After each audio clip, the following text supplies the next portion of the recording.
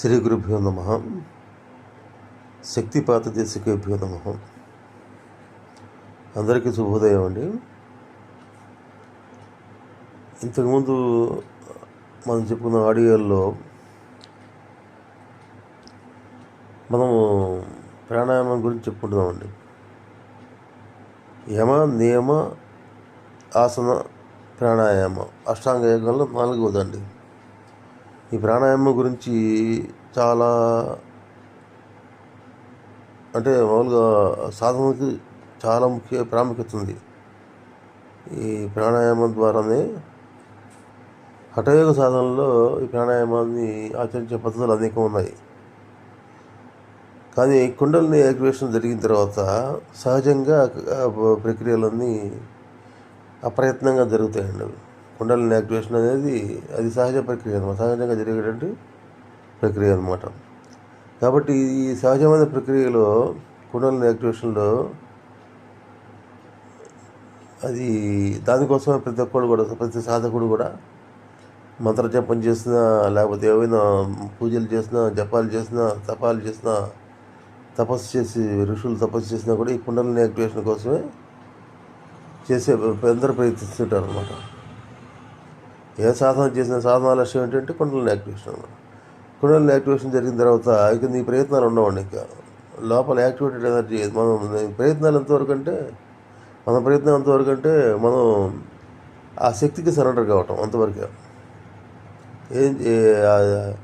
ఏం చేసినా కూడా శరీరంలో కానీ మానసికంగా మనం వ్యక్తిగతంగా ఇంకా అహంకారం అనేది వదులుకోవాలి. వదిలేసి శక్తికి సమర్పణ భావంతో ఉండాలన్నమాట. ఎందుకంటే ఇందులో ప్రాణశక్తి 2 రకాలుగా ఉంటుందండి. ఒకటికి కదలికలతో ఉండేటువంటి ప్రాణశక్తి, రెండవది ఏమో స్టాటిక్గా ఉండేటువంటి ప్రాణశక్తి అనమాట. అది 2 రకాలుగా ఇప్పుడు మన ప్రతి యూనివర్స్లో ఉన్నటువంటి ప్రాణశక్తి ఏదైతే ఉందో అది భగవంతుడి యొక్క స్వరూపమే. భగవంతుడి శక్తి యొక్క అదే భగవంతుడి యొక్క శక్తికి భేదం లేదండి. భగవంతుడి నుంచి నిశ్చలమైనటువంటి పరబ్రహ్మతత్వం నుంచి, నిశ్చల నిర్గుణ నిరాకార పరబ్రహ్మం నుంచి ప్రకృతి కదలిక రావటం, పరబ్రహ్మంలో కదలిక ద్వారా ప్రకృతిగా మారి పంచభూతాలు ఏర్పడి పంచభూతాల సహాయంతో ప్రకృతిగా మారి, అదే బాహ్య ప్రకృతిగా జీవుల్లో అయితే అంతరప్రకృతి ఏంటంటే మనోబుద్ధి చిత్తహంకారాలుగా మారేది ఏంటంటే ప్రాణశక్తి అన్నమాట. కాబట్టి ఈ యోగ శాస్త్రంలో ఈ ప్రాణశక్తికి ప్రాణాయామం అనే దానికి చాలా ఇంపార్టెన్స్ ఉందన్నమాట. ఇది తెలుసుకోవాలి అసలు. ఫస్ట్ మనం స్వతంత్రించి ప్రాణాయామం అది హఠయోగ సాధనలు ఏంటంటే ఈ ఎవరికి వాళ్ళు ఇండివిజువల్గా సాధన పద్ధతులు ఉంటాయండి, చేసే పద్ధతులు ఉంటాయండి. అందులో అంటే కుండలిని యాక్టివేషన్ జరగడానికి చేస్తారనమాట. హఠయోగ ఆసనాలు ఇవన్నీ కూడా దేనికోసం అంటే అక్కడ కూడా కుండలిని శక్తి యాక్టివేషన్ జరగడానికి అవి కూడా ప్రయత్నాలండి. చాలా ఆసనాలు ఉంటాయండి అందులో. ముఖ్యమైన ఆసనాలు, బెండింగ్ ఎక్సర్సైజ్ రకరకాలుగా. ఈ బంధాలు ఉంటాయి. బంధాలంటే త్రిబంధాలు దొరుకుతున్నాడు. ఉద్యాన బంధము, మూలబంధము, ఉద్యాన బంధము, జలధర బంధము, ఈ మూడింటిని కలిపేయటం మహాబంధం అంటారు అనమాట. 2 బంధాలు ఉంటాయి. తర్వాత ప్రాణాయామానికి సంబంధించినటువంటి రకరకాల పద్ధతులు ఉన్నాయి అందులో. నాడీ శోధన ప్రాణాయామం అంటారు. తర్వాత వాటి గురించి మనం డీటెయిల్గా చెప్పుదాం వాటి గురించి కూడా. కానీ మెయిన్ ఇక్కడ ఏంటంటే ఇక్కడ కుండలిని యాక్టివేషన్ ద్వారా ఇవన్నీ జరుగుతాయండి. ఇవన్నీ మనలో ఆటోమేటిక్గా మనకు తెలియకుండానే ఈ బంధాలు ఏర్పడటం కానీ అంటే ఇవన్నీ జరిగితే కానీ అది రియలైజేషన్ రాదంటే అలానే కాదండి. కుండలిని యాక్టివేషన్ జరిగిన తర్వాత ఏం జరుగుతుందంటే మన పూర్వజన్మలో మనం ఈ హఠయోగ సాధనలు చేసామనుకోండి అవే వస్తాయి. ఏ సాధన చేస్తే అవే వస్తాయి అన్నమాట. మన పూర్వజన్మలో ఏదైతే ఇంట్రెస్ట్గా ఎలివేషన్ కోసం, ఎలివేషన్ అనేది కాదు, మామూలు మన జన్మలో బట్టి మనకి ఇంట్రెస్ట్గా మన అనుభవాలు ఏవైతే ఉన్నాయో అవే బయటకు వస్తుంటాయి అన్నమాట. అంటే యథార్థంగా ఏంటంటే ఆత్మ నిర్గుణం కదా, నిర్గుణం అంటే గుణాలు లేవు అక్కడ, నామరూపాలు లేవు అక్కడ, ఏ రకమైనటువంటి రాగద్వేషాలు లేవు, అరిషడ్వర్గాలు ఏమి లేవు అనమాట. మరి ఇవన్నీ ఎక్కడ వండి ఇవన్నీ వ్యక్తిగతంగా మన అభిరుచులు అనమాట. బయటకు వస్తున్నప్పుడు పొటెన్షియల్ యాక్టివేషన్ జరిగిన తర్వాత మనకి ఈ క్రియలన్నీ వస్తాయండి. క్రియలు అంటే భస్త్రిక ప్రాణాయామాలు వస్తాయి, రకరకాలైనటువంటి మంత్రాలు వస్తాయి. అట్లా రకరకాలు అంటే పూర్వజన్మలో మనం ఏదైతే సాధన చేసి ఇంట్రెస్ట్గా సాధన చేస్తుంటే అవన్నీ బయటకు వస్తుంటాయి అన్నమాట.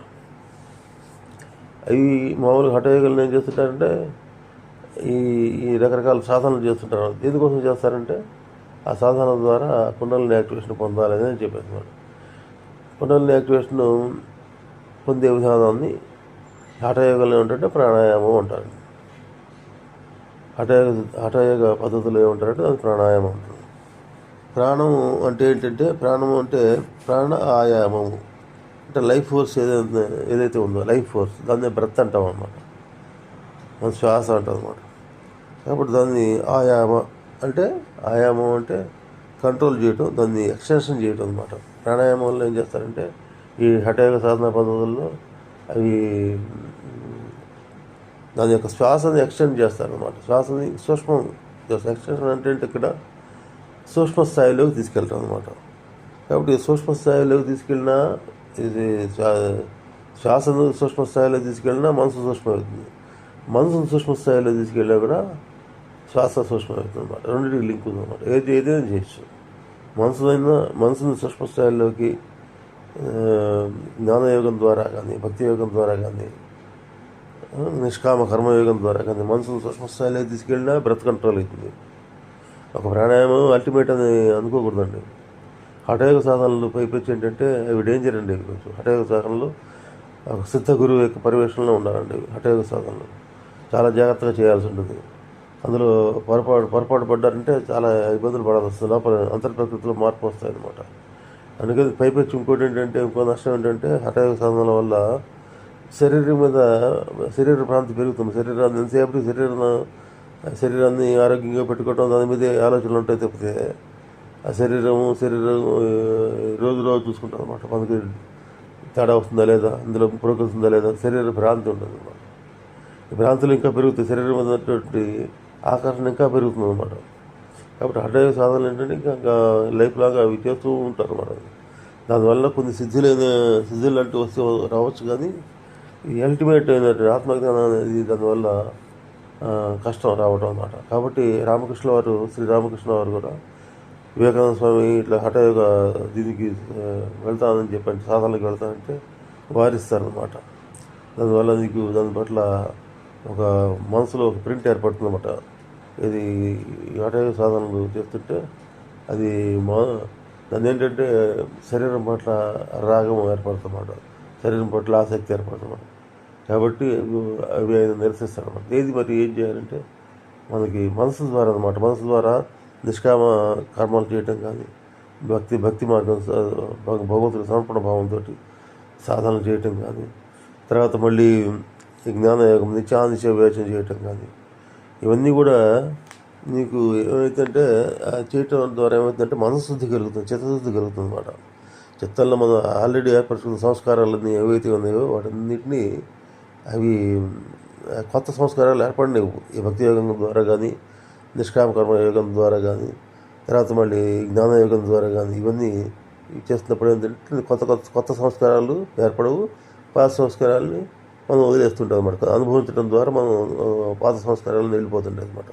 కుండలిని యాక్టివేషన్ జరిగితే ఈ లోపల ఉన్నటువంటి అతి సూక్ష్మంగా ఉన్న సంస్కారాలు కూడా బయటకు వచ్చి అవి కూడా వెళ్ళిపోతాయి అన్నమాట. కానీ హఠయోగంలో అట్లా జరుగుతుందా? హఠయోగంలో మనం ఈ ప్రాక్టీసెస్ ఏవైతే చేస్తామో ప్రాక్టీసెస్ వల్ల శరీరంలో కొన్ని శక్తులు వస్తాయండి, కొన్ని రకాలైనటువంటి ప్రజ్ఞాస్థితులు వస్తాయి అన్నమాట. రాగానే ఇంకా వాడు ఏం చేస్తాడు, వచ్చిన దాన్ని 10 మందికి 100 మొదలు ప్రదర్శనకు పెడతాడు. దానివల్ల ఏంటంటే ఇవి సంస్కారాల కింద లోపలికి వెళ్ళిపోతాయి. ప్రాక్టీసెస్ అన్ని మనసుతో చేసే ప్రాక్టీసెస్ అన్నీ కూడా సంస్కారాల కింద కర్మల కిందగా మారుతాయి అన్నమాట. కాబట్టి అవి ఉన్నంతకాలం నీకు చిత్తశుద్ధి అనేది కలగదు అనమాట. కాబట్టి మొత్తం సంస్కారాలు, చిత్తంలో ఉన్న సంస్కారాలు మొత్తం క్లీన్ కావాలి.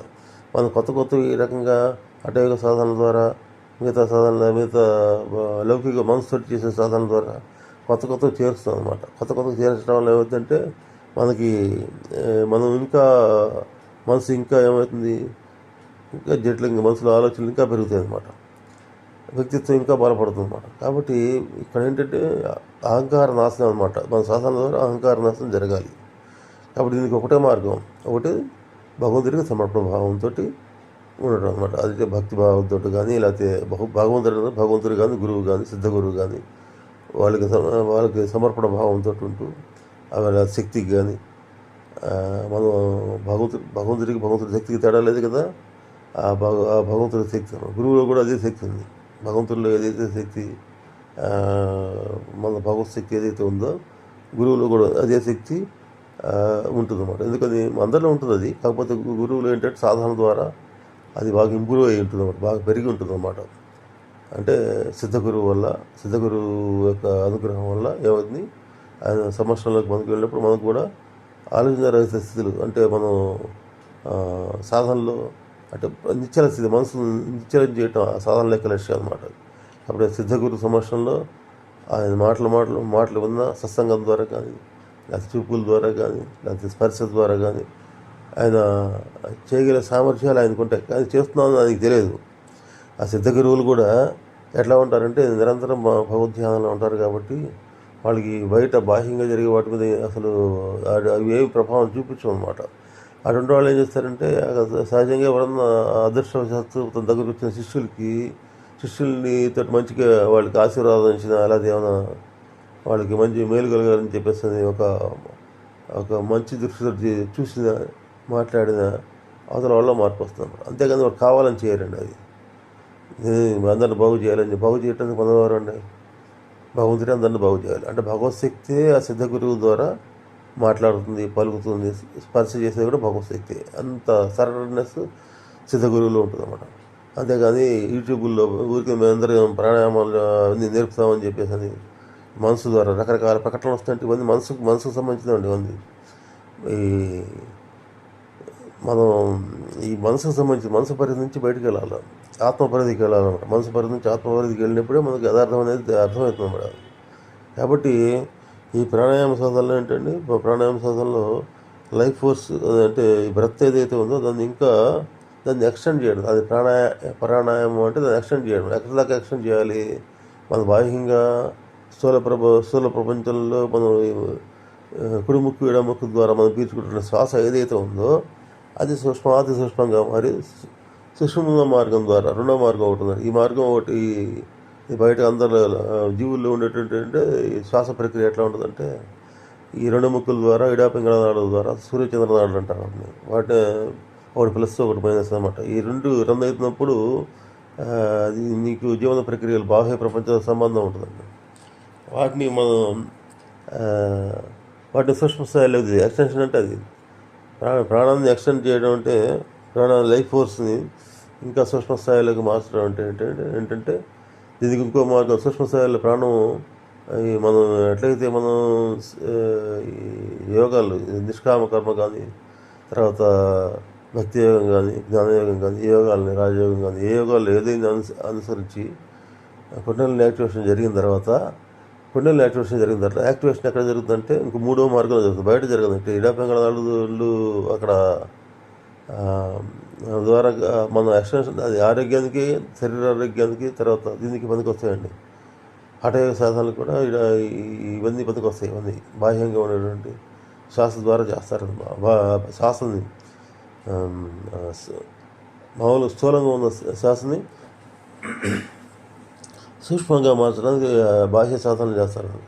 ఇప్పుడు ఎప్పుడైతే సూక్ష్మ స్థాయిలోకి వెళ్ళిందో అదేంటంటే అంత ప్రాణశక్తి బయటికి ప్రసరించడం, బాహ్యంగా ప్రసరించడం అనేది వైరాగ్య స్థితిలో అనమాట. వైరాగ్య స్థితిలో వచ్చినప్పుడు ఏమవుతుందంటే ఇది యంత్రముఖత్వం అనేది ఏర్పడుతుంది అన్నమాట. సాధకుల్లో జిజ్ఞాస అనేది ఏర్పడి వైరాగ్య స్థితిలో ఏర్పడిన తర్వాత ఇంకా బాహ్య ప్రపంచంలో జరిగే సంఘటనలన్నీ కూడా దాని అంత బయటికి లాగవు అన్నమాట. అసలు ఇదన్నిటికీ మూలం ఏంటి, ఈ కష్టాలకి బాధలకి మూలం ఏంటి, ఈ మనల్ని దీని నుంచి తప్పించుకున్న మార్గం ఏంటి అని చెప్పేసి ప్రతి సాధకుడు ఏం చేస్తాడంటే అప్పుడు ఆలోచించి జిజ్ఞాస ఏర్పడినప్పుడు తర్వాత తెలుసుకొని గురువు యొక్క సమక్షంలో ఈ దీక్షలు తీసుకున్నప్పుడు దీక్షలు కానీ మంత్ర దీక్షలు కానీ తర్వాత ఈ సిద్ధ మహాయోగ దీక్షలు కానీ ఇటువంటి తీసుకున్నప్పుడు ఏం జరుగుతుందంటే గురువు ద్వారా ఆ మంత్రం ఇచ్చినప్పుడు మంత్రం ద్వారా కూడా గురువు యొక్క సంకల్ప శక్తి అనేది సాధకుల్లో పనిచేస్తుంది. తర్వాత ఈ కుండలి సిద్ధ మహాయోగ గురువులు ఇచ్చినటువంటి దీనివల్ల కూడా వాళ్ళ యొక్క స్పర్శ వల్ల కానీ 3 రోజులు ఉండి గురువు దగ్గర ఉండి దీక్ష తీసుకోవాల్సి ఉంటుంది. ఆ 3 రోజుల లోపలే మీకు కుండలిని యాక్టివేషన్ తెలుస్తుంది. సాధారణంగా 90% సాధకుల్లో ఆ 3 రోజుల లోపలే తెలుస్తుంది. పూర్వకాలంలో అట్లా ఉండేది. వెంటనే క్రియలు స్టార్ట్ అయ్యాయి అనమాట. అంటే ఏంటి 3 రోజుల్లోనే ఎంతో కష్టపడి సూక్ష్మ స్థాయిల్లోకి తీసుకెళ్ళి ప్రాణశక్తిని సూక్ష్మ స్థాయిలోకి తీసుకెళ్ళి హఠయోగం ద్వారా ఎన్నో ఆసనాలు తర్వాత ప్రాణాయామాలను చేసిన తర్వాత వచ్చేటువంటి యాక్టివేషన్ అనేది కుండలిని యాక్టివేషన్ అనేది ఈ సిద్ధ గురువుల సమక్షంలో ఒక 3 రోజుల్లోనే ఎనర్జీ యాక్టివేట్ అవుతుంది అనమాట. యాక్టివేట్ అయినటువంటి ఎనర్జీని ఇంకా సూక్ష్మ స్థాయిలోకి తీసుకెళ్ళాలంటే దానికోసం గురువు చెప్పిన మార్గాన్ని పాటించాలన్నమాట. అంటే గురువు చెప్పిన మార్గంలో ఏది యమ నియమాలు ఇవన్నీ మొట్టమొదటి చెప్పారు కదా, అవన్నీ ఎట్లా ఉండాలి ఏంటి అని చెప్పేసి గురువు నేర్పుతాడు అన్నమాట. ఎట్లా ఉండాలి, సమాజంతో ఎట్లా ఉండాలి, వ్యక్తిగతంగా సాధన ఎట్లా ఉండాలి, ఇవన్నీ గురువు ద్వారా తెలుసుకోవాలండి. తెలుసుకున్నప్పుడు ఏమవుతుందంటే నీకు ఈ కొత్తగా సంస్కారాల లోపలికి చేరకపోవటం వల్ల ఏమవుతుంది, నువ్వు మనసులో ప్రశాంతత వస్తుంది అన్నమాట. అనుభవిస్తుంటావు, కొన్ని అనుభవించడం ద్వారా వెళ్ళిపోతుంటాయి. తర్వాత కుండలిని యాక్టివేషన్ ద్వారా వచ్చే క్రియల ద్వారా కొన్ని వెళ్ళిపోతుంటాయి. కాబట్టి చిత్తశుద్ధి తొందరగా జరుగుతుంది. లోపల సంస్కారాలు మామూలుగా అయితే సాధారణ వ్యక్తుల్లో అది అనుభవిస్తే కానీ పోవండేవి. కానీ ఈ ప్రక్రియలో ఏంటంటే ఏ శక్తి అయితే నిన్ను బయటికి ఈ ప్రపంచంలో అనేటువంటి మాయలో పడేస్తుందో, అంటే ఈ శరీరం ఏర్పరిచి ఈ శ్వాస ద్వారా షట్చక్రాల ద్వారా ఎట్లయితే బంధాన్ని కలిగించిందో అదే శక్తి యాక్టివేట్ అయ్యి నేను అంతర్ముఖంగా తీసుకెళ్తుంది అన్నమాట. ఇందులో మనం శక్తిలో డివిజన్స్ ఉంటాయా అంటే తేడా 2 రకాలకి ఎట్లా ఉంటుంది. శక్తి అంటున్నారు, ఒక పక్కన శరీరంలో పనిచేసే ప్రాణశక్తి అంటున్నారు, మళ్ళీ ఇంకోటేమో యాక్టివేట్ కావాలంటుంది. అంటే శక్తి ఒకటే. ఈ శరీరాన్ని ఏం చేస్తుందంటే శరీరాన్ని ఫార్మ్ చేసేటప్పుడు ఆ సూక్ష్మ శరీరానికి స్థూలత్వం వచ్చేటప్పుడు ఏమవుతుందంటే శరీరాన్ని ఫార్మేషన్ చేసేసి అది మిగిలిన ఎనర్జీ ఏదైతే ఉందో అది మూలాధారంలో స్టాటిక్గా ఉంటుంది, కదలకుండా ఉంటుంది అన్నమాట. మిగిలిన ఎనర్జీ అనమాట. ఆ మిగిలిన ఎనర్జీని మనం యాక్టివేట్ చేయగలిగే సాధనలు దానికోసం అనమాట. ఆ స్థిరంగా ఉన్నటువంటి స్టాటిక్గా ఉన్నటువంటి ఎనర్జీని మనం దానిలో కదలిక తీసుకురావాలన్నమాట. తీసుకొచ్చినప్పుడు అది ఎక్కడ వరకు చేయాలంటే అది కదిలి గురు సమక్షంలో అది హైయర్ చక్రాస్ దాకా వస్తామన్నమాట. అది ఆగ్నేయ చక్రము, విశుద్ధి చక్రము, తర్వాత అనాహత చక్రం, హైయర్ చక్రాస్ వరకు వస్తుందన్నమాట. అది దీక్ష తీసుకున్నప్పుడు అన్నమాట. ఒకసారి అది దానిలో కదలిక అక్కడ దాకా వచ్చిందంటే అది కదిలిన స్టాటిక్ ఎనర్జీ ఏమవుతుందంటే స్వాధిష్టానానికి వస్తుందండి. స్వాధిష్టానం అంటే అధిష్టానం, తన సొంత అధిష్టానం అంటే ఉండే ప్రదేశం అన్నమాట. మూలాధారంలో నిద్రాణంగా ఉన్నటువంటి శక్తి ఏమవుతుంది, స్వాధిష్టానానికి వస్తుంది. స్వాధిష్టానం నుంచి వచ్చిన తర్వాత అది పైకి వెళ్ళే ప్రయత్నం చేస్తుంది తప్పితే కిందకి మళ్ళీ నిద్రాణ స్థితికి వెళ్ళదన్నమాట. కాబట్టి ఒకసారి కుండలిని శక్తి యాక్టివేట్ అయితే అది జన్మల్లో యాక్టివేషన్లోనే ఉంటుంది అన్నమాట. మళ్ళీ నెక్స్ట్ బర్త్లో కూడా మళ్ళీ అక్కడి నుంచే స్టార్ట్ అవుతుంది అన్నమాట. కాబట్టి ఈ సాధన ద్వారా ఏం జరుగుతుందంటే ముక్త స్థితికి మార్గం అనేది ఓపెన్ అవుతుంది అన్నమాట. జీవుడు ముక్త స్థితికి చేరడానికి కావాల్సిన మార్గం ఓపెన్ అవుతుంది అన్నమాట.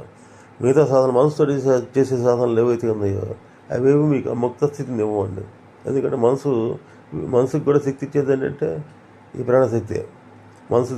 మనోబుద్ధి చిత్తహంకారాలు కూడా ప్రాణశక్తి యొక్క తోడ్పాటుతో అవి ప్రకాశిస్తాయి తప్పితే దానికి స్వయం ప్రకాశం లేదండి. వాటికి స్వయంగా వాటి మొదలయ్యవు అన్నమాట. కాబట్టి ఈ సాధన ద్వారా మనం అన్ని సాధనలు ఏం చేయాలంటే కుండలిని యాక్టివేషన్ కోసం చూడాలన్నమాట. కాబట్టి ఇవి ఎట్లా ఉంటుంది, ఈ ప్రాణశక్తి యొక్క స్థాయిలు ఎట్లా ఉంటాయని చెప్పేసి అంటే ఇందులో మామూలుగా ప్రాణశక్తి స్థూలంగా ఉన్నప్పుడేమో ఇడాపింగళ నాడుల ద్వారా మనకి షట్చక్రాలతో అనుసంధానం చేస్తూ ఈ కర్మలను అనేది ఇస్తుంటుంది అనమాట. ఇడాపింగళ నాడుల్ని మనం ఈ సూర్యనాడు చంద్రనాడు అనమాట. ఈ సూర్యచంద్ర నాడులు మన సూక్ష్మ స్థాయిలోకి వెళ్ళినప్పుడు అది సుషుమ్నా మార్గం అనేది ఒకటి ఉందండి. సుషుమ్నా మార్గం అంటే అది ఈ వెన్నుపూస మధ్యలో సన్నని తంతు ఉంటుందండి. అది మూలాధారం నుంచి సహస్రారం వరకు డైరెక్ట్గా ఉంటుంది అనమాట. డైరెక్ట్ పాత్ అనమాట. అది సూక్ష్మ మార్గం అని అంటారు దాన్ని. ఆ మార్గం అతి సూక్ష్మంగా ఉంటుంది. అనుభూతులు కనపడదండి, మనకి ఎవరికి కనపడకుండా అతి సూక్ష్మమైన మార్గం అనమాట. అంటే ప్రాణశక్తి కూడా మనకు కనపడదు కదా, లోపల ప్రక్రియలు చేస్తుంటుంది. శారీరక ప్రక్రియలు నిర్వహించే ప్రాణశక్తి కూడా ఎవరు చూడలేరు కదా. అట్లాగే ఈ ప్రాణశక్తి కూడా ఏంటంటే చాలా సటిల్గా ఉంటుంది. అది చాలా ఆ మార్గం అనేది సూక్ష్మ మార్గం అనేది వెన్నుపూస మధ్యలో ఉంటుంది అనమాట. ఆ వెన్నుపూస మధ్యలో నుంచి ప్రాణశక్తి ఎప్పుడైతే ప్రయాణం మొదలుపెట్టిందో మూలాధారంలో నుంచి స్వాధిష్టానానికి వచ్చేసి పైకి పోవడానికి ప్రయత్నం చేస్తుంటుందో అప్పుడు ఏమవుతుందంటే ఈ సూక్ష్మ మార్గంలో కూడా ఇంకా ఇంకా ఇంకా అతి సూక్ష్మంగా మూడు నాడులు ఉన్నాయండి. సూక్ష్మ నాడే అసలు సూక్ష్మం, చాలా సూక్ష్మం, కంటికి కనపడదు. అతి సూక్ష్మమైనటువంటి దీనిలో ఉంటుంది అనమాట, ఫారంలో ఉంటుంది. దానిలో కూడా ఇంకా సూక్ష్మమైన నాడులు ఉన్నాడు. అందులో వజ్రానాడి అని, చిత్రానాడి అని, బ్రహ్మనాడి అని చెప్పేసి 3 రకాల నాడులు ఉందండి. అందులో కూడా వజ్రానాడి, చిత్రానాడి, బ్రహ్మనాడి అనమాట. తర్వాత ఇది విరజానాడి అని కూడా అంటారు, బ్రహ్మనాడిని. అప్పుడు సన్యాసులు విరజాహోమం అని చేస్తారన్నమాట. అంటే ఏంటి, కంప్లీట్గా డిటాచ్డ్ లైఫ్ వచ్చినప్పుడు వచ్చిందని చెప్పేసి రావడానికి వీలుగా విరజాహోమం అనేది చేస్తుంటారు. విరజానాడి అంటే అది అనమాట, బ్రహ్మనాడి అనమాట. కాబట్టి ఈ మధ్యలో సుషుమ్నాలో ఉండేటువంటి వజ్రనాడి కానీ, చిత్రనాడి కానీ, ఈ వజ్రనాడి లోపల ఏముంటాయంటే వజ్రనాడిలోనే షట్చక్రాలు ఉంటాయండి. షట్చక్రాలు వజ్రనాడిలో ఉంటాయి అన్నమాట. కాబట్టి ప్రాణశక్తి సూక్ష్మ స్థాయిలోకి మనం ఇంకా సూక్ష్మ స్థాయిలోకి వెళ్ళినప్పుడు ఎటు వెళ్తుంటే వజ్రనాడిలోకి వెళ్తున్నాం. సూక్ష్మనాడిలో ఎంటర్ అయిన తర్వాత ప్రాణశక్తి, తర్వాత వజ్రనాడిలో కూడా ఎంటర్ అవుతుంది. వజ్రనాడిలో ఎంటర్ అయ్యి ఆ షట్చక్రాలను శుద్ధి చేసే కార్యక్రమం చేస్తామన్నమాట. ఆ క్రియల రూపంలో షట్చక్రాలని క్లీన్ చేస్తుందన్నమాట. ఇది ఎక్కడ వరకు ఉంటుంది, ఈ వజ్రనాడి కానీ చిత్రనాడి కానీ ఎంతవరకు ఉంటాయంటే అవి మనకి ఆగ్నేయచక్రం దగ్గర మనకి కనుబొమ్మల దగ్గర ఆగ్నేయచక్రం ఉంటుంది కదా మధ్యలో. అట్లాగే దానికి బ్యాక్ సైడ్ కూడా అది ఆగ్నేయచక్రం యొక్క పాయింట్ ఏదండి. అక్కడ దాకా ఈ 2 నాడులు వెళ్తాయి. ఏది వజ్రనాడి, చిత్రనాడి అనమాట. కాబట్టి ఇక్కడి నుంచి మళ్ళీ పైకి వెళ్ళేది ఒకటే నాడు అండి, అది విరజనాడి, అది బ్రహ్మనాడి అంటారు అనమాట. ఆ బ్రహ్మనాడి ఆగ్నేయచక్రం నుంచి మళ్ళీ అది సహస్రారం దాకా వెళ్తుంది. సహస్రారం దాకా వెళ్ళి సహస్రారం పైన నాళ్ళు లేకుండా ఉన్నా కూడా తర్వాత కూడా సహస్రారం పైన కూడా చక్రాలు ఉన్నాయండి, సూక్ష్మ స్థాయిలో చక్రాలు అనమాట. అంటే ప్రాణశక్తి ఎంత సూక్ష్మం కావాలో చూడండి అనమాట. ప్రాణశక్తి అత్యంత సూక్ష్మమైన స్థాయికి వెళ్ళాలంటే మనకి ఏమాత్రం ఉపయోగపడదండి. మనసు కాదు, మనసు ఆ స్థితికి తీసుకెళ్ళేది ఏంటంటే మన కుండలిని శక్తి అనమాట. కాబట్టి కుండలిని శక్తికి అంత ప్రాముఖ్యత ఉందన్నమాట. ఆ కుండలిని శక్తి అనేది అనుగ్రహం పొందడం అంటే కుండలిని అమ్మవారి అనమాట, అమ్మవారి యొక్క శక్తి అనమాట. అనుగ్రహం పొందాలంటే అది ఎట్లా అంటే ఆ శక్తి యొక్క అనుగ్రహం ఎలా పొందుతామంటే శక్తికి సమర్పణ భావం అనమాట. మనకి అహంకారం అనేది కంప్లీట్గా వదిలేసేయాలి, నేను చేస్తున్న భావం వదిలేయాలన్నమాట. ఆ శక్తియే చేస్తుంది, సమస్తం శక్తియే చేస్తుందని చెప్పిన భావంతో మనం సాధన చేసినప్పుడు ఏమవుతుందంటే అప్పుడు మీకు ఈ స్థితిలో ఏర్పడుతుంది. ఇది సూక్ష్మలోకి ప్రాణశక్తి ఎంటర్ కావటం, తర్వాత లోపల వజ్రనాడిలోకి ప్రాణశక్తి ఎంటర్ కావటం, వజ్రనాడి నుంచి చిత్రా నుంచి లోపల ఉన్నటువంటి బ్రహ్మనాడి విరజానాడిలోకి వెళ్ళటం అనేది ఉంటుంది అన్నమాట. విరజానాడిలోకి వెళ్ళినప్పుడు ఏమవుతుందంటే విరజానాడి అది ఇంకా కంప్లీట్గా అది స్థిరమైనటువంటి ప్రాణశక్తి అనమాట. అక్కడ ఇవన్నీ చంచలమైన, ఇంతవరకు కూడా వజ్రనాడి చిత్రనాడి వరకు ప్రాణశక్తిలో చంచలత ఉంటుంది, అంటే కదలిక ఉంటుంది. ఆ విరజానాడి దగ్గరికి వెళ్ళినప్పుడు, బ్రహ్మనాడికి వెళ్ళినప్పుడు కదలిక ఏముండదండి, నిశ్చల స్థితి అనమాట. అక్కడ ఏ కదలికలు ఉండవు, ప్రాణశక్తి కదలికలన్నీ ఆగిపోతాయి అనమాట. కాబట్టి ప్రాణశక్తి కదలికలు లేనిటువంటి స్థితి ఏదైతే ఉందో పరబ్రహ్మ స్థితి అనమాట. అది జీవన్ముక్త స్థితి అంటారు దాన్ని. దాన్నే నిర్వికల్ప సమాధి స్థితి అని కూడా అంటారు అనమాట. నిర్వికల్ప సమాధి స్థితి అంటారు. అదే ఆ స్థితి ఎట్లా లభిస్తుందంటే ద్వాదశాంతం ఏదైతే ఉందో, అంతకుముందు ద్వాదశాంతం చెప్పుకున్నాం కదా, ఆ ద్వాదశాంత స్థితుల గురించి చెప్పుకుందాం అన్నమాట. ఇది చక్రపరంగా షట్చక్రపరంగా 12 చక్రాలు ఉన్నాయని చెప్పి 12 చక్రాలు అవతల స్థితులు అనమాట. అట్లాగే చక్రపరంగా చెబితే, అట్లా శ్వాసపరంగా చెబితే మనం హృదయంలో శ్వాస లోపలికి పీల్చినప్పుడు హృదయ స్థానం దగ్గర ఆగుతుంది, అది ఒక ద్వాదశాంతం. తర్వాత శ్వాసను బయటకు వదిలినప్పుడు అది ముక్కు ద్వారా కొంత దూరం ప్రయాణం చేసి గాలిలో కలిసిపోతుంది. ఆ గాలిలో కలిసి ప్రదేశం ఏదైతే ఉందో అది ఒక ద్వాదశాంతం అనమాట. కాబట్టి ఆ ద్వాదశాంత స్థితుల్లో ఏమవుతుందంటే అక్కడ శ్వాస చలనం ఉండదు. అందుకని అక్కడికి వెళ్ళి ఆగిపోయిన తర్వాత మళ్ళీ కూడా ఆ చలన స్థితి రావాలి లోపల పీల్చుకుంటాం అనమాట. లోపల పీల్చుకున్నప్పుడు చలనం అనేది వస్తుంది అనమాట. కాబట్టి ఈ లోపల ప్రాణశక్తి ఏదైతే ఉందో లోపలికి పీల్చుకున్నప్పుడు దాన్ని జీవుడు అంటారండి. బయటికి వదులుతున్నప్పుడు శ్వాస బయటికి వదిలే ప్రాణశక్తి అనమాట. ప్రాణశక్తి అంటే పరమాత్మ స్వరూపం, పరమాత్మే అది. అంత మన యొక్క లోపల పీల్చుకున్నప్పుడు అంతరాత్మ జీవాత్మ అంటారు. బయటికి వదిలినప్పుడు దాన్ని పరమాత్మ అంటారు అన్నమాట. కాబట్టి ప్రాణశక్తి లోపలికి ప్రవేశించినప్పుడు ఏమైందంటే మన జీవాత్మ ఎట్లా అవుతుందంటే అది లోపల ప్రవేశించినప్పుడు లోపల ఉన్న చిత్తాల సంస్కారాలన్నింటినీ బయటికి తీస్తుంటుంది అనమాట. ఎట్లా చేస్తుంది ఇది? అది హృదయం నుంచి మూలాధారంకి ఎనర్జీ ఇది మూలాధారం నుంచి పరాపసంతి మధ్యమ వైఖరి స్థితుల ద్వారా బయటకు వస్తుంది అన్నమాట. అంటే షట్చక్రాలను తాకుతూ మనకి బయటకు వచ్చినప్పుడు వ్యక్త ప్రపంచంగా మనకి షట్చక్రాలను అనుగుణంగా బాహ్య ప్రపంచంలో మనం స్పందిస్తూ ఉంటాం అనమాట. ఇది జరిగేది యాక్చువల్గా జరిగేటువంటి ప్రక్రియ ఇది. కాబట్టి ఇవన్నీ మనం ఇంత సటిల్గా ఉన్నటువంటి ఇంత సూక్ష్మంగా ఉన్నటువంటి సాధనాన్ని మనం సింప్లిఫై చేసేసి ప్రస్తుతం అందరూ ఏంటంటే డైరెక్ట్ ధ్యానంలోకి తీసుకెళ్తున్నారు అనమాట. డైరెక్ట్ యాక్టివేషన్ అంటున్నారు. దగ్గర రంగానే గురువు దగ్గర రంగానే అదేదో మామూలు స్విచ్ చేస్తే ఎట్లయితే మన యంత్రాలు అట్లా తిరుగుతాయి అట్లా స్విచ్ చేస్తే కుండలని యాక్టివేట్ చేస్తూ ఉన్నటువంటి మహానుభావులు తయారయ్యారు.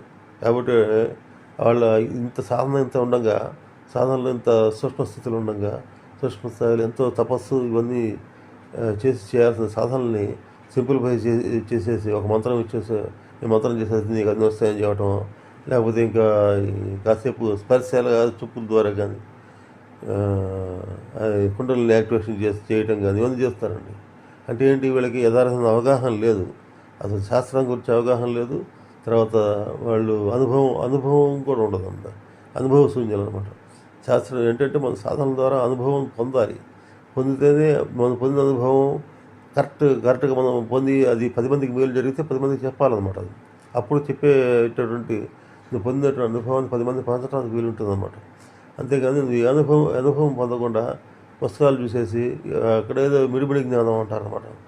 అదే జ్ఞానాన్ని 10 మందికి చెప్పి భయభ్రాంతులు చేసేసి వాళ్ళు ఆ మనసును ఆలోచన స్థితికి తీసుకెళ్ళి ఏం ఆలోచించుకుందో నేను చెప్పింది అన్నట్టుగా వాళ్ళు భయపెడుతుంటారు అనమాట. దేవుడి దగ్గర కూడా అంతే. దేవుడి దగ్గర కూడా దేవాలయాలకు వెళ్ళి అందరు చాలామంది భయంతో వెళ్తారు తప్పితే భక్తితోటి విశ్వాసంతో వెళ్ళరు అనమాట. భక్తి ఎప్పుడు ఏర్పడుతుంది? దాని పట్ల సంపూర్ణమైన అవగాహన ఉన్నప్పుడు ఏర్పడుతుంది అన్నమాట. అంటే భయం వేరు, భక్తి వేరు అండి.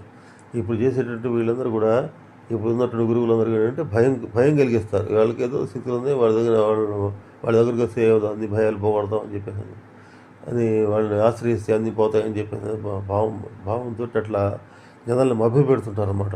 సాధనలు కూడా అన్నింటినీ సింప్లిఫై చేశారు. ఏది మంత్ర సాధనలు కానీ ఈ మామూలుగా ప్రాణాయామ సాధనలు కానీ ఇవన్నీ కూడా అన్నీ ఏంటంటే చాలా సింపుల్ చేశారనమాట. ఎందుకు 5 నిమిషాలు మొత్తం చెప్పేస్తారు, అయిపోతుంది మొత్తం సాధన మొత్తం అయిపోయింది. దీక్ష ఇచ్చాను, నీకు మంత్ర దీక్ష ఇచ్చాను, కుడాలు దీక్ష ఇచ్చేస్తాను, రేపటి నుంచి నీకు అన్నీ వస్తాయి, అన్ని స్థితులు వస్తాయి అని చెప్తే అన్ని జనాలు నమ్మేస్తున్నారు. నమ్మేవాళ్ళు ఎందుకంటే అవగాహన లేకపోవడం, దాని గురించి పరిపూర్ణమైనటువంటి సాధన గురించి పరిపూర్ణమైనటువంటి అవగాహన లేకపోవడం వల్ల ఎవరైతే చెప్పినా కూడా అది నిజమని చెప్పి నమ్మాల్సిన పరిస్థితి వస్తున్నారు. దానివల్ల ఏమిటంటే ఈ అపోహలు, తర్వాత దాని సాధన పట్ల సరైన లక్ష్యం అనేది ఏర్పడదు అన్నమాట. ఎవరైతే చెప్పినా మనసును పని చేయకుండా చేసేస్తారు అంతే. వాళ్ళు మనసుతో ఆలోచించేటువంటి దాన్ని మనసుని తొక్కిపెట్టేస్తారు. మమ్మల్ని నమ్ముకో, మా దేవుడిని ఆ దేవుడిని నమ్ముకో, లేకపోతే మమ్మల్ని నమ్ముకో, లేకపోతే చేయి అని చెప్పంటారు తప్పితే యథార్థమైనటువంటి ఆత్మజ్ఞానం గురించి ఎవ్వరు చెప్పరండి. ఆ యథార్థమైన ఆత్మజ్ఞానం మనసుకు అతీతంగా ఉంటుంది, మనసు పరిధికి అతీతం. అది సరెండర్నెస్ వల్ల, భగవంతుడి పట్ల పరిపూర్ణ శరణాగతి వల్ల వస్తుంది తప్పితే అది మనసుతో చేసే ప్రయత్నాల వల్ల ఎప్పటికీ కూడా మనం మనసు పరిధిలోనే ఉంటాం అన్నమాట. అది కాబట్టి ఇది రామకృష్ణ పరమహంసుల వారు ఒక చిన్న ఉదాహరణ చెబుతారండి. ఒకడు మామూలుగా ఒక తపస్సు కూర్చుంటాడు. ఏది చింతామణి అంటే కోరికలు తీర్చేదన్నమాట. ఆ మణి సంపాదించాలని చెప్పి తపస్సు కూర్చుంటాడు. వాడు సహజంగా మంచి వ్యక్తి, సత్వగుణ సంపన్న ఉంటే మరి అటువంటి మంచి ఆలోచనలు ఉన్నటువంటి వ్యక్తి అనమాట. అతను ఏంటంటే గురువు ద్వారా మంత్రం తీసుకొని, చింతామణి మంత్రం తీసుకొని సాధన కూర్చుంటాడు అనమాట. కూర్చుంటే వెంబడే ఒక 10 సార్లు జపం చేయగానే చింతామణి అనేది చేతిలోకి వచ్చేస్తుంది. మణి అనేది ఎదురుగా ప్రత్యక్షం అవుతుంది అన్నమాట, చేతులకు వస్తే. అది చూసేసి అతను ఏం చేస్తాడు, ఇదేంట్రా, ఇది అపశకునం, ఇది మనం ఎంతో సాధన చేయాలి, చాలా మన చుట్టూ పుట్టల్లా పెరగాలి, అంత సాధన చేసుకోవాలి, అప్పుడు కానీ ఇది రాదు, అది దుర్లభమైనటువంటి చింతామణి ఎట్లా వస్తుంది, అంత ఈజీగా ఎట్లా వస్తుంది అని చెప్పేసి భావం వీళ్ళలో ఉంటుంది. ఉండి దానికి మళ్ళీ మధ్యలో తపస్సు చేస్తే మధ్యలో ఆటంకపరచడానికి ఇంద్రుడు వీళ్ళని అప్సరసలను పంపిస్తుంటాడు, దానికి కూడా తట్టుకోవాలి. ఇవన్నీ ఒక ఆలోచన ఉంటుంది అన్నమాట. కాబట్టి ఆ ఆలోచనలతోటి ఇది దొరికింది ఏదైతే ఉందో, అసంకల్పితంగా దొరికినటువంటి శక్తి, అది చింతామణి ఏదైతే ఉందో మణిని, దాన్ని అవతల పారేస్తాడు అనమాట. పారేసి మళ్ళీ తపస్సు కూర్చున్నాడు. కానీ తపస్సు లక్ష్యం నెరవేరింది. ఇంకా కొత్తగా తపస్సు చేసిన వల్ల ఏమొస్తుందండి, వచ్చిందని పారేశాడు. కాబట్టి అది సంవత్సరాలు గడిచిపోతుంటాయి. అట్లా ఆ విధంగా గడిచిపోతుంటే చివరికి ఇంకా వీడు వృద్ధుడైపోతాడు అనమాట. అయిపోయిన తర్వాత వాళ్ళ ఫ్రెండ్ చూస్తుంటాడు, వీడు చింతామణి కోసం నిరంతరం శ్రమ చేయడం అంతా చూస్తుంటాడు అనమాట. రోజు తపస్సుని పెంచి ఉగ్రమైన తపస్సు చేయడం చూస్తాడు అనమాట. చూసిన తర్వాత ఇంకా అవసానం దశ వచ్చేసింది, ఇంకా ఎట్లయినా చివరి స్థితి వచ్చింది.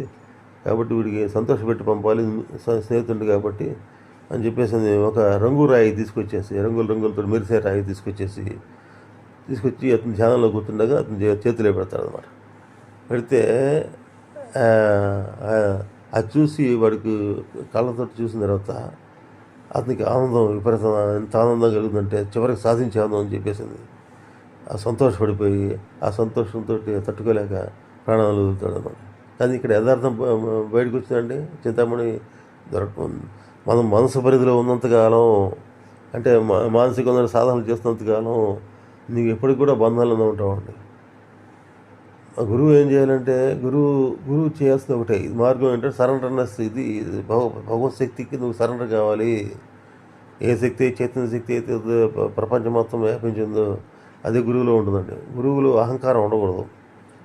గురువు కూడా సిద్ధస్థితికి వెళ్ళినట్టు గురువుల వల్లే ఈ రకమైన కుండలిని యాక్టివేషన్ జరుగుతుంది తప్పితే ఆ సిద్ధ గురువులు కానీ వాళ్ళ వల్ల యాక్టివేషన్ అనేది అసాధ్యం. కాబట్టి గురువు కానీ తన సాధనల ద్వారా కానీ చేసే సాధనల ద్వారా కానీ ఆ కుండలిని యాక్టివేషన్కే మనం లోపల ఉన్న చైతన్య శక్తిలో యాక్టివేషన్ ఏకాగ్రత లెవెల్స్ పెంచుకోవాలండి. ఏకాగ్రత లెవెల్స్ పెంచుకున్నప్పుడు మాత్రం కుండలిని యాక్టివేషన్ అనేది సాధ్యపడుతుంది. ఏకాగ్రత అంటే బాహ్యంగా శరీరం ద్వారా బయటికి నష్టం అవుతుంటే ప్రాణశక్తి అనేది ఆపేసి లోపల ప్రాణశక్తి లెవెల్స్ పెంచుకొని ఏకాగ్రత లెవెల్స్, ప్రాణశక్తి లెవెల్స్ పెరిగినప్పుడు బుద్ధి ఏకాగ్రం అవుతుంది. బుద్ధి అనేది నిత్యాన్ని వివేచన చేయగలుగుతుంది. కాబట్టి ఏది సత్యం అదే సత్యం తెలుసుకోగలుగుతుంది అన్నమాట. కాబట్టి మనసు పరిధిలో ఉంటే నీకు అది మిథ్యా ప్రపంచానికి లింక్ అయిపోతావు. అట్లా కాకుండా బుద్ధి ఇంటలెక్చువల్ కెపాసిటీ కనుక నీకు పెరిగినట్లయితే అసలు యథార్థం ఏంటనేది అర్థమవుతుంది అన్నమాట. కాబట్టి దానికి ఏకాగ్రత కావాలి. ఈ ఏకాగ్రత చేసేటువంటి ప్రయత్నాలు ఏవైతే ఉన్నాయో అవి యమనియమాల్లో మనకు ఏకాగ్రత లెవెల్స్ ఆ రకంగా పెరుగుతాయి అన్నమాట. వాటిని త్రికరణ శుద్ధిగా కనుక మనం పాటించగలిగితే అది యథార్థమైన సాధనా విధానం. అది దాని ద్వారా మనం భగవంతుడిని పొందగలం తప్పితే ఈ టెంపరీగా మనసుతోటి చేసే సాధనలు దేనివల్ల కూడా మనకు ఆ స్థితి రాదండి. కాబట్టి దీన్ని గమనించి మన పూర్వీకులు ఈ అష్టాంగ యోగం అనేది పతంజలి మహర్షి అని చెప్పినటువంటి అష్టాంగ యోగంలో ఇవన్నీ చేర్చారండి. వీటి గురించి అంతా వివరించారనమాట. అట్లాగే తర్వాత ఈ ప్రాణశక్తి యొక్క డిఫరెంట్ లెవెల్స్ ఏవైతే ఉన్నాయో వాటి గురించి కూడా చాలా వివరంగా ఉన్నాయండి వాటిలో. కాబట్టి ఈ ప్రాణశక్తి యొక్క డిఫరెంట్ లెవెల్స్ ఏవైతే ఉన్నాయో వాటి గురించి ఉన్న శాస్త్రం కూడా ఉందన్నమాట. ఆ శాస్త్రం ద్వారా దాన్ని ఏమంటారంటే మనకి స్వరశాస్త్రం అంటారండి. స్వరశాస్త్రం అంటారు దాన్ని. స్వరశాస్త్రం అంటే ఏంటంటే ఈ ప్రాణశక్తి మనం ఈ ప్రాణశక్తి దీనిలో ఈ స్వరాలు 3 రకాలైన స్వరాలు అండి. అది పిడాపింగళ సుషుమ్న అన్నమాట. ఆ స్వరాలు ఏ స్వరంలో ఉన్నప్పుడు అంటే ఏ స్వరం బాగా యాక్టివ్గా ఉన్నప్పుడు ఏం జరుగుతుంది అనేది పెద్ద శాస్త్రం ఉందండి. స్వరశాస్త్రం అంటారు అన్నమాట. స్వరశాస్త్రం పెద్ద అది ఇప్పటికీ చాలా గుప్తంగా ఉంచబడుతుంది అన్నమాట. ఎందుకంటే దానికి చాలా నియమాలు ఉన్నాయి. స్వరశాస్త్రం ద్వారా మనుషుల్ని వశం చేసుకోవచ్చు. తర్వాత మళ్ళీ రకరకాల ప్రక్రియలు ఉంటాయి, అంటే మామూలు తాంత్రిక ప్రక్రియలు అవి కూడా చేయొచ్చు అనమాట. కాబట్టి స్వరశాస్త్రాన్ని గుప్తంగా పెట్టారనమాట. అటువంటి అంటే శాస్త్రం సంబంధించింది అది కూడా స్వరశాస్త్రం అనమాట. అంటే ఈడా పింగళ సుషుమ్నా నాడులు ద్వారా ఏ రకంగా మనం మన యొక్క వ్యక్తిగతంగా కానీ తర్వాత సమాజపరంగా కానీ ఏం చేయొచ్చు అనమాట. వాటిని సాధన చేయడం ద్వారా భౌతిక పరిస్థితుల్లో మార్పు తీసుకోవచ్చు, అంతర్గత పరిస్థితుల్లో కూడా మార్పు తీసుకురావచ్చు అన్నమాట. కాబట్టి ఈ స్వరశాస్త్రం గురించి, తర్వాత ఈ మనకి బహుళ వ్యాప్తంగా ఉన్నటువంటి ప్రాణాయామాల గురించి, తర్వాత వీటి చేస్తున్న ఏం జరుగుతుంది, ఏ స్థితిలో వస్తాయనే దాని గురించి నెక్స్ట్ ఆడియోలో చెప్పుకుందామండి.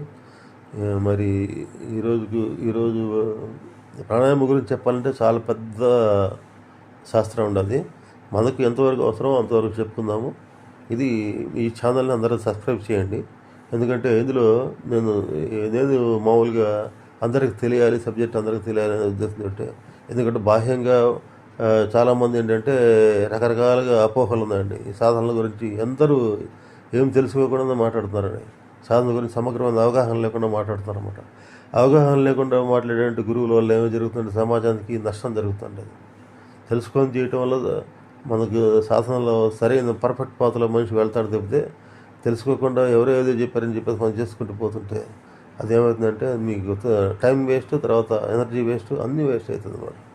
లక్ష్యం అనేది ఏంటంటే భగవత్ ప్రాప్తి. కాబట్టి ఆ భగవత్ ప్రాప్తి పొందడానికి మనకు భగవంతుడు ఎక్కడెక్కడ మన ఏ రకంగా ఉండి మన విషయాన్ని నడుపుతాడు, మనలో ఉండి ప్రాణశక్తి రూపంలో ఏం చేస్తున్నాడు, ఆ ప్రాణశక్తిని మన సూక్ష్మ స్థాయిలోకి ఎట్లా తీసుకెళ్ళాలి, అత్యంత సూక్ష్మ స్థాయికి వెళ్ళి మనం ఏ రకంగా చేయాలి అనేది అది తెలిసి ఉండాలండి. తెలిసినటువంటి కొంత తెలుసుకోవాలి. తెలుసుకుంటే వాళ్ళు ఏమవుతుందంటే మీకు సరైన మార్గం అనేది మీరే నిర్ణయించుకోగలుగుతారు అనమాట.